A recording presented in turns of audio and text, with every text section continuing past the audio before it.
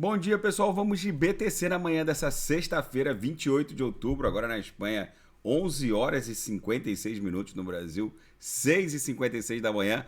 A BTC abriu um candle vendedor com corpo real tímido.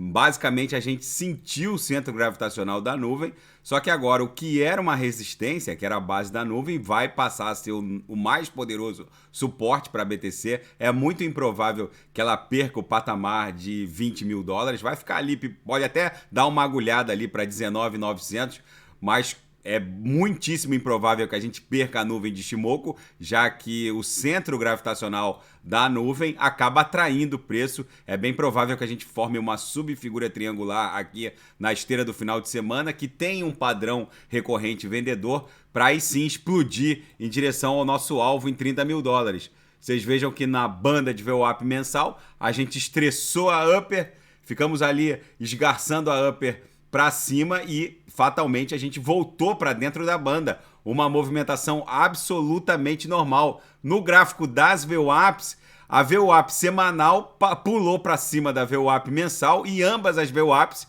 seguem migrando forte em direção à VWAP anual, que está ali próxima de 26, 27 mil dólares. No intraday, a BTC está um reloginho. Basicamente, a gente visita a upper, volta para a VWAP, visita a lower, volta para a VWAP. Agora a gente deu uma esgarçada na lower, estamos voltando para a VWAP, agora 20.187.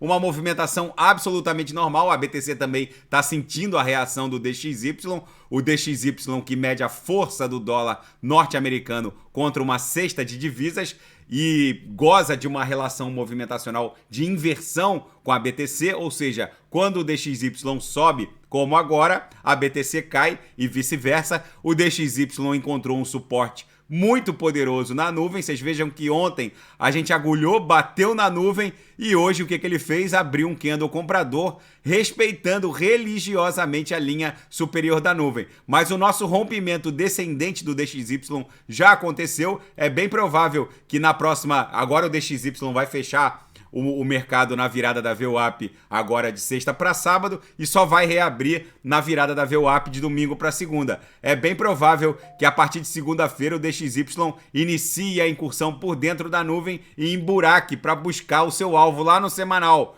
Vamos botar o DXY no semanal para a gente perceber que o alvo dele é, no mínimo, num primeiro momento, a mediana do canal de Keltner, já que a gente já rompeu esse triângulo em 108, e depois a busca do centro gravitacional da nuvem, ali por 104, 105. E nessa migração do DXY para baixo, a BTC vai provavelmente explodir para cima, para buscar essa primeira congestão aqui, que é o alvo da nossa onda 1. E na seara fática, a Binance confirma que participou da aquisição do Twitter pelo Elon Musk.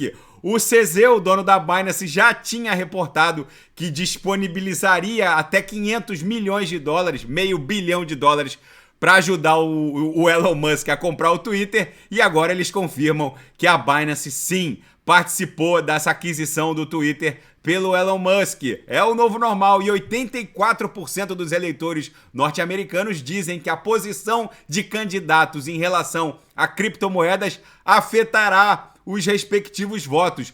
Visa quer criar carteira de criptomoedas em substituição aos jurássicos cartõezinhos de plástico. É o gigante do pagamento no varejo querendo mudar rápido para o mundo cripto, para o Web3, já que não é fácil sobreviver com tanta mudança e revolução. E na seara geopolítica e finanças internacionais, Elon Musk assume o papel de CEO do Twitter e vai reverter todas as proibições e censuras. Segundo ele, a liberdade de expressão é um bem inalienável. Falando nisso, os engenheiros e os devs da Tesla já estão na sede do Twitter em São Francisco, revisando o código-fonte do Twitter.